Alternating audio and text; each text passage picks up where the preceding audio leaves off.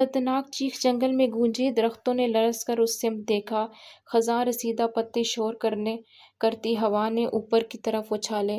سیاہ آسمان پر چمکتے چاند میں جہاں رقص کرتے پتے عجیب سا ماحول پیدا کر رہے تھے۔ رسان کی آنکھیں اس آواز پر سیاہ ہوئیں۔